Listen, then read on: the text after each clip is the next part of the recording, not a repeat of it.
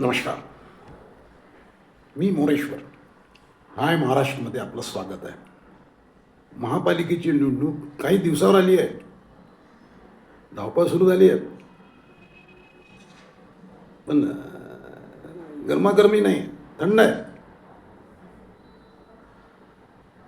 म्हणजे नागपुरात तर अशी परिस्थिती आहे की नागपुरात निवडणूक आहे का याची शंका यावी, इतका थंड थंड आहे. कुठे हाणामारी नाही, कुठे मारामारी नाही, कुठे बंड नाही, वादविवाद नाही, आरोप नाही, प्रत्यारोप नाही.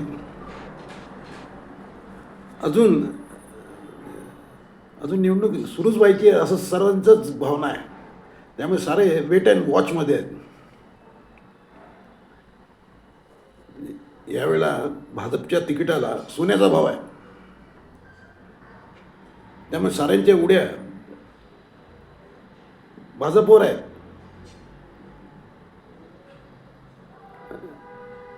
त्यामुळे भाजपकडे नागपुरात 151 वार्ड आहेत. तर एकट्या भाजपकडे 3000पेक्षा जास्त अर्ज आले आहेत.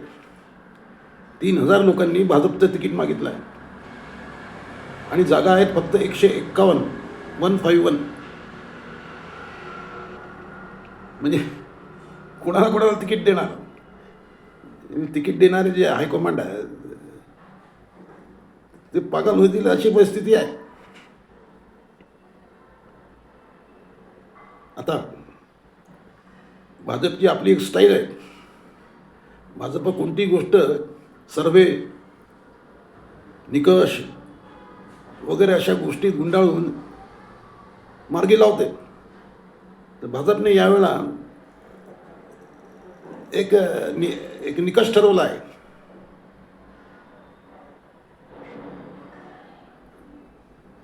सक्रिय आणि निष्क्रिय दोन प्रकारचे कार्यकर्ते त्यांनी वाटले आहेत.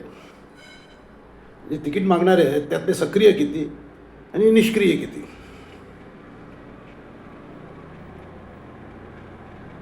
जे सक्रिय असतील त्यांचा विचार होण्याची शक्यता जास्त आहे. निष्क्रिय असतील ते तसेच वगळले जातील. जे जुने नगरसेवक ते पुन्हा तिकीट मागतायत. त्यांच्यासाठी कठोर नियम ठेवले आहेत की गेल्या वेळेला स्वतः काम पाहिलं की नवऱ्याला सांगितलं, बायकोकडे दिलं, नातलगांकडे काम दिलं, हे तपासलं जाणार आहे.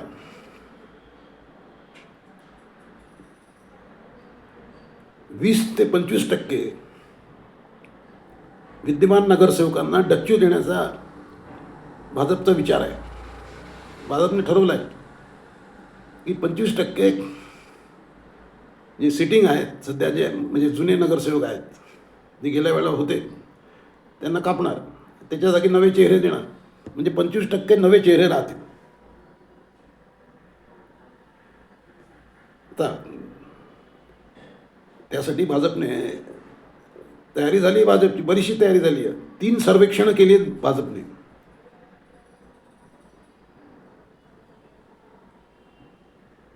त्यातले जे निष्कर्ष आहेत ते लावून भाजप तिकीट वाटप करणार आहे. भाजपकडे सर्वाधिक इन्कमिंग आहे. जे नव्याने आले आहेत त्यांचं काय करायचं हा भाजप पुढे यक्ष प्रश्न आहे. भाजप पुढे नव्यानेच लोक तिकीटं मागतायत. त्यांना कोणती फुटपट्टी लावायची, त्यांना कोणत्या तराजूत मोजायचं, हा भाजप पुढे पेच आहे. जर नव्या चेहऱ्यांना तिकीट दिलं तर जुन्यांचा कसा प्रतिसाद राहील, की जुने नगरसेवक बंडखोरी करतील का, हेही तपासलं जाणार आहे. पण तुम्ही एक लिहून घ्या, नागपुरामध्ये महापालिकेच्या या निवडणुकीत सर्वाधिक बंडखोरी होणार आहे. सर्वाधिक बंडखोरी होणार आहे आणि ती साऱ्याच पक्षात होणार आहे. काँग्रेसमध्येही होणार आहे. भाजप खालोखाल काँग्रेसच्या तिकिटाला मागणी आहे. काँग्रेस नागपुरात संपलेली नाही आहे. काँग्रेस आहे, दुगदुगी आहे. पण काँग्रेसच्या तिकिटाला विकास ठाकरे अँड कंपनीने म्हणजे नागपुरात काँग्रेस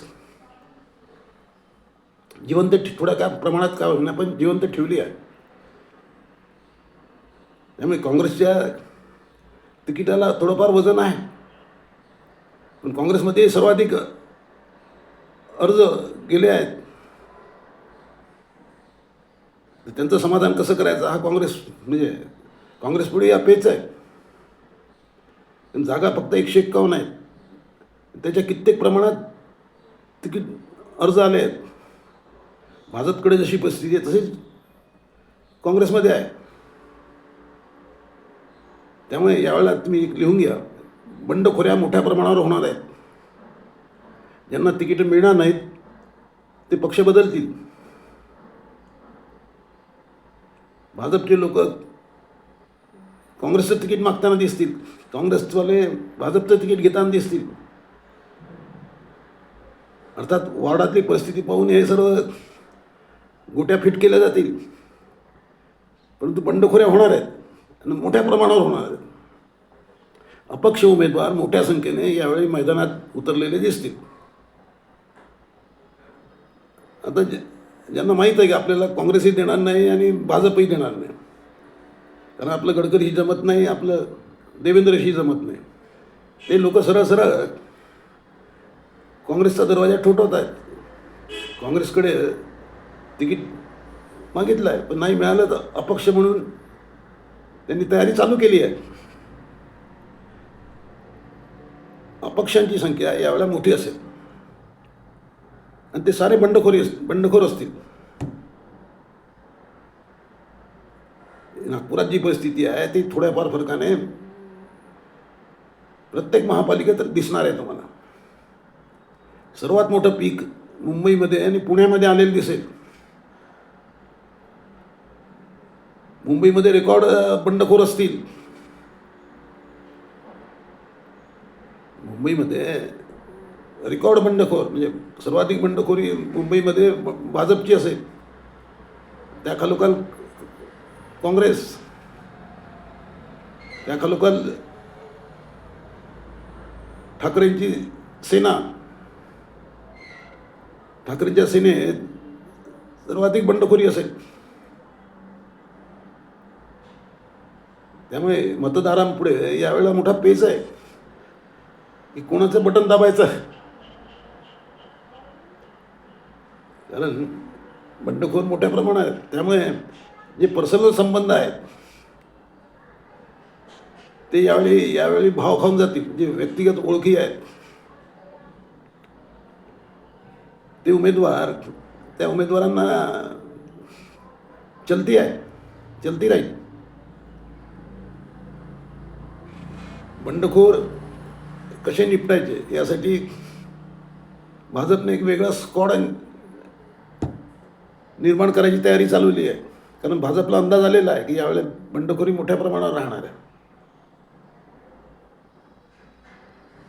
नागपूरकरांनी सुद्धा आपली मनाची तयारी करायला पाहिजे की आपलं मत कुणाला, बंडखोरांना की भाजपला की काँग्रेसला. तुम्हाला काय वाटते यावेळी कुणाला जाईल तुमचं मत? अजेंडा तर प्रत्येकाचा स्पष्ट उघड आहे. भाजप म्हणते विकासाचा अजेंडा आहे, तिकडे त्यांचे विरोधी म्हणतायत की कामं आम्हीच करणार आहोत, त्यामुळे आम्हालाच मत द्या. प्रचंड गोंधळ उडणार आहे यावेळेला. त्याचे साक्षीदार यावेळेचे मतदार असतील. त्यामुळे मतदारांची जबाबदारी वाढली आहे. काय विचार आहे तुमचा? कॉमेंट करा. नमस्कार.